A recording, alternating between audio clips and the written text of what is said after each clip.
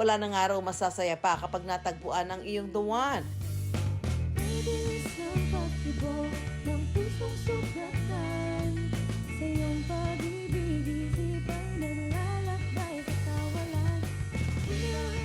Gaya ni na Eman at Heart na 2 years nang in love. Sa kanilang road to forever, Ibigay ko na sa'yo yung puso ko. may pahabol Valentine gift pa si Eman. Pero ano itong tila nakatali pa ang sorpresa ni Eman?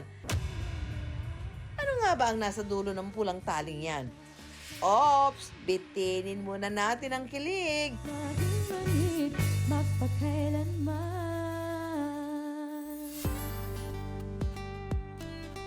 Ang pulang tali sa regalo ni Eman, may malaking papel daw sa kanilang love story.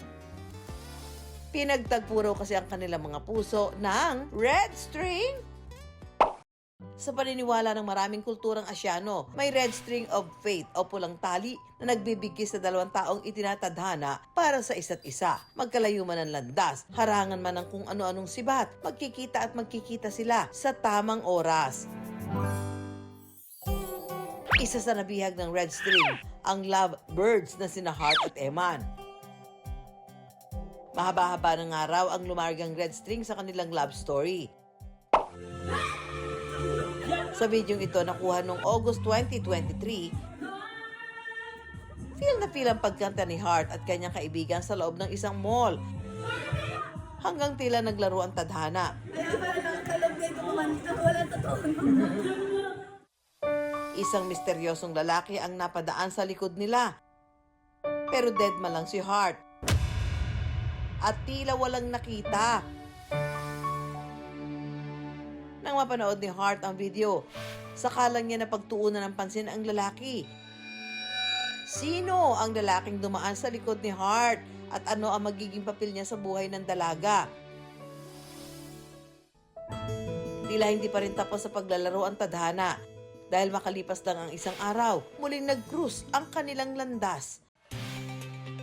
Ang mystery boy sa video ni Heart, ang 21 taong gulang na si Eman. First impression ko po sa kanya, matangkad, gwapo po, maganda yung smile. Parang na-attract po ako nun sa kanya. Nung na-meet ko siya for the first time, akala ko popular siya. Di ba? Siyempre, ang ganda niya po, ang physical, face, para pong perfect. Ganyan. Akala ko po out of my league. Di ko po ma-reach. Si Cupido naman, animoy may sariling lakad at nagmamadali. Agad pinana ang puso ni Heart. Parang binubulungan ko lang po yung mga friends ko na, uy, picturean mo kami, ganun, ganun. Tinawag po nila agad. Oh my God, Lord! Lord, nahanap ko na, Lord! Nag-message po siya sa akin, nag-first move po siya. And then nag-chat-chat po kami. Pero ang love story ni na Eman at Heart, di raw agad sumakses dahil si Eman hindi pa raw handang makipagrelasyon. Kaya take it slowly muna ang drama nilang dalawa. Update kung saan na siya, kumain na siya, ganyan po. Noon po sabi ko, I just go with the flow. Pero makalipas lang ang ilang buwan, si Eman tuluyan ang na-fall.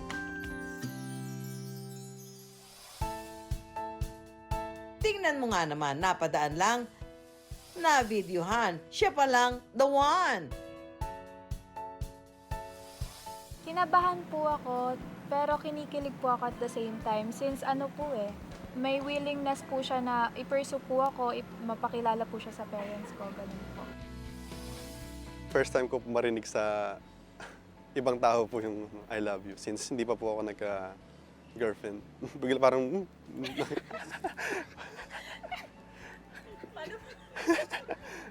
May action. Para pong may flower po, tapos nag-blossom po sa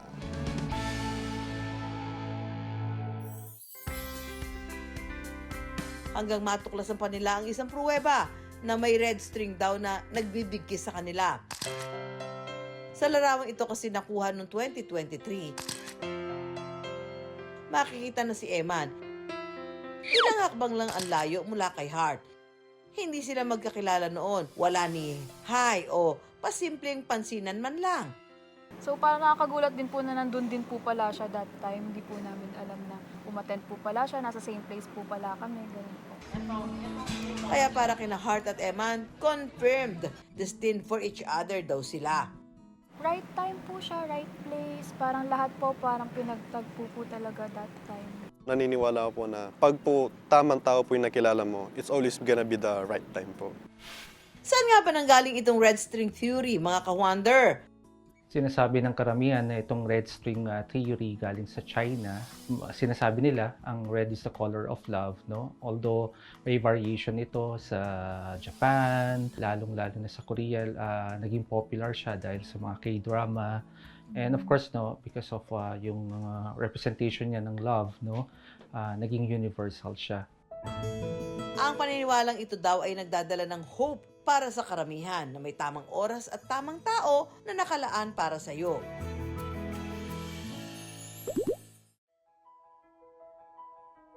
Kaya si Eman may the moves agad para di na makawala ang puso ni Heart. At pagkahaba-haba man ng red string, mayroon pa ring happy ending. Yung nag-uugnay sa atin is yung red string. At sa dulo ng red string, na doon yung ating mga promises. Kaya ko binigay sa'yo ang mga rings na to. At hindi lang yan dahil nagsulat rin ng isang love letter para sa iyo si Eman. I vow that I may not be the perfect man, but I'll aim to be the right man for you. I can't wait to create more memories together. Mahal na mahal kita, my love. Thank you. Thank you so much sa lahat. I appreciate you sa lahat ng mga ginagawa mo for me. I love you.